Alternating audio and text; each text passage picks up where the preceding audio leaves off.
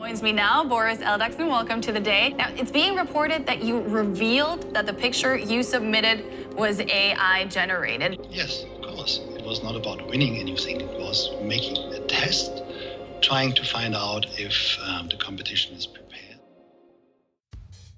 Hey guys, Ulysses here.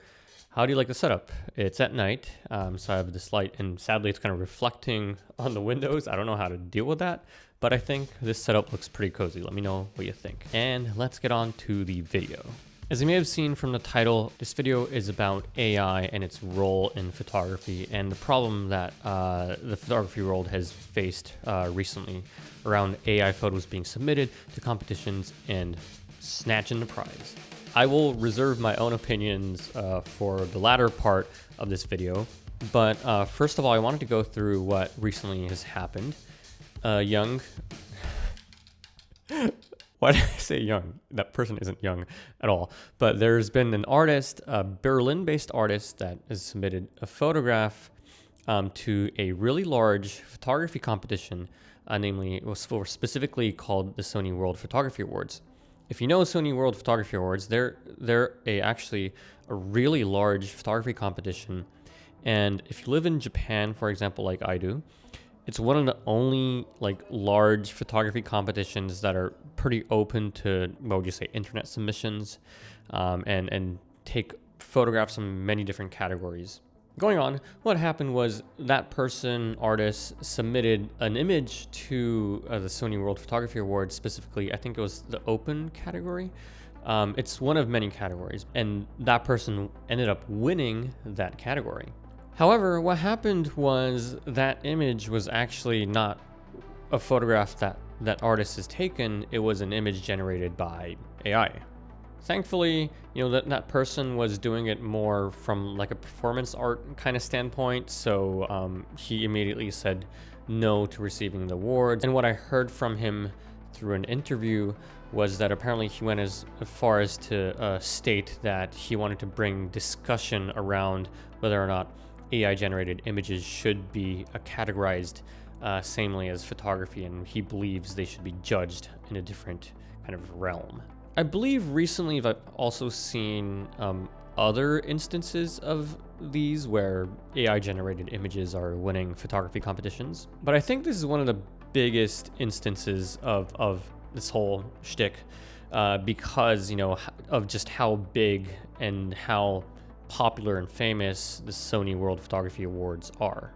So in a nutshell, yeah, that was what happened. That was the incident. So let's get on to what I think about the future of photography, let's just call it.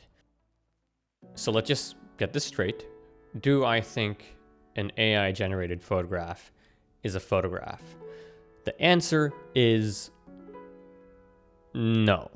No, I don't think AI generated images should be considered a photograph, nor should the person writing, to state the obvious, writing the prompts claim that this is a photograph that they took. However, I don't necessarily think that it's something that we should ban, or it's something that is entirely problematic. Yeah, there is the debate around how AI photography, or whatever you want to call it, is big data. They're collecting data of images that are pre-existing. So the photographs that you take, that I take, on the internet, they are collecting data or transpiring the images that are coming out from all these parts of the internet, and they're just mushing it all together. So in that sense, it is a form of theft in a way. But for that, I want to leave the verdict to someone else, and I want to talk about something a little bit different in this video,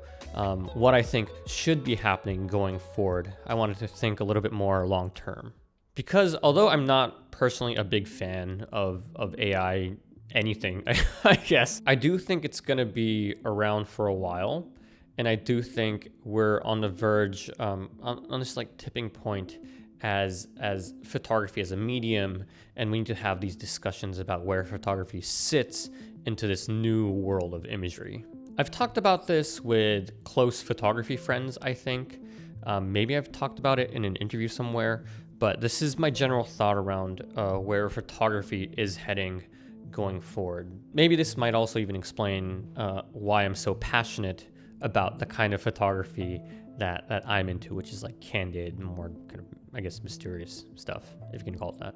We right now sit in this really odd phase, I think, of photography where photography was something that, wasn't very accessible in the past. Having a camera was a big privilege, but now not only are cameras mass manufactured, but you also have literally half the population in the world has a camera in their pockets, which is a smartphone.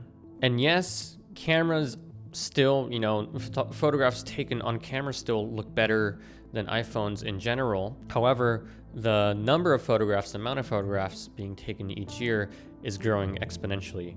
And with the world being so accessible right now, and with, social media around, things like Instagram and Facebook and Twitter and whatnot, obviously YouTube and TikTok, too, what is happening is there's just so much imagery out there on the internet right now. It is crazy. It is crazy. It is so integrated in everyone's everyday lives. You add to that technological improvements to the camera, like this one here. Why did I do that? And also smartphones. The technological improvements has made it so easy to quickly snap an image and have everything perfectly exposed, right? You don't really need to know about photography in order to take a pretty image. And that's exactly where I'm going. It is not hard to take a pretty image today. In fact, it is one of the easiest genres, if you can call it that, of photography to pursue. To take a beautiful photograph of a landscape, of your latte, I guess, of your significant other across the table. These are things that have never been easier. And some of you at this point may know where I'm going with this, but the thing about AI photography, is that it's big data. It's collecting a lot of images on the internet and saying, this is what you want, right? According to the prompt that you fed it. And so AI, based on all of the pretty images on the internet, is guessing the most beautiful, prettiest way of putting these words into an image through all the pretty images on the internet. And so you can go as far as to say that it's probably really good at making beautiful images. It will spout out that image beautifully because there are so many samples of that on the internet, right? And hence, so where I'm going with this is that I think AI images, they're really good at depicting what they think a human thinks is generally pretty or beautiful. However, they're not good at being able to sway an emotion or create some kind of emotional trigger to the person that is looking at the image, maybe through abstraction even. Like that's something that will be extremely hard to do with AI imagery. Another thing that'll be really hard to do through AI imagery is creating something new or proposing kind of a new ideal or proposing a new genre or looking at real life and creating a kind of surreal but real candid image. Those are things that I think AI imagery can't do. I also think those are things that the typical, the general mass with an iPhone also can't do. And so I think that there will always be a place for photographers that really want to train their eye and really hone in what photography truly means and kind of explore the depths of this art form. Especially, I think candid photography and documentary type photography will have, a place in the world still, because that's just something that machine learning and big data and just AI in general cannot do again. So, what does the world of photography need to do going forward then? I also have a general kind of idea around this. I think, and I do believe that, this will sound like a burn, and I am kind of, I guess, knocking on them, but I think the level of judges in competitions, really, they need to really step it up, especially going forward. Like, you can't be looking at the face value of an image and being like, oh, that's pretty, and like choosing the photo. Like, you need to be, I think, smarter than that. Like, and also a photograph needs to mean more than that going forward. You know, right now, AI imagery has its kind of give-offs, right? Like with the fingers being all stubby and shit, and, you know, some parts being like oddly creamy and whatnot, and they use a lot of bokeh. Those are give-offs, but I also think that those give-offs, they'll improve going forward, and it'll be really just extremely hard to tell. People will either need to learn, or judges will need to be people that understand more of a contemporary social context around the existence of, you know, AI imagery and people that exploit that as well.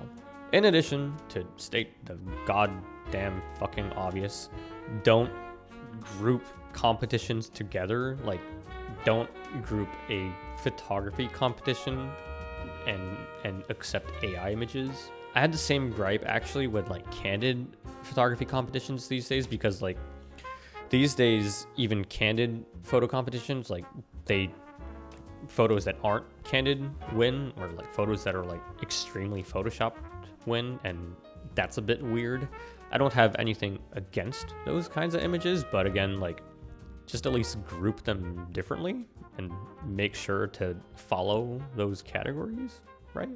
One more thing that I wanted to talk about before I signed off, and if anyone is following at this point, but I wanted to talk about, again, the future of photography and where it stands, and I wanted to bring, comparisons, draw comparisons, there we go, from different art forms. So, although I'm not very well versed in art history, in the 1700s and to kind of the late 1800s, there's a lot of importance in realist paintings, or just realism within art. However, with cameras being introduced in photography, kind of, you know, being more popularized in the market, that's exactly kind of when surrealist and then abstract expressionist art became more popular from the beginning of the 1900s. Obviously, there were artists that, you know, did the abstract expressionist stuff and the surrealist stuff way before the 1900s, like Turner, but let's just consider them an anomaly and alien. After the introduction of cameras to the market and around the world of art, there was a lot of importance being put on, you know, different art forms that express something outside of the obvious real stuff, not just painting the clouds that I saw or the landscape that is right in front of my eyes, but, you know, painting in a different manner, you know, trying to express a little bit more emotion, or even through just brutal reduction and simplification. And although with photography it will seem like an oxymoron, I do think that taking photos of the obvious in front of you will be less and less of an art form, just because anything from AI images to the everyday smartphone camera to even stock imagery is kind of about that. And it will still be up to the photographers like you and me to depict reality in an interesting way, and in a way that machines cannot see, in a way that I wouldn't say amateurs or beginner image makers can't see. You know, we need to see beyond the obvious and beyond the sparkly, clean, beautiful nature. So yeah, those were some of my thoughts. Thank you for listening. This was a way different video than usual. Hope you enjoyed. Thanks for watching, and I'll see you in the next one. I'll hopefully make another video soon. Goodbye. Sayonara. Bye.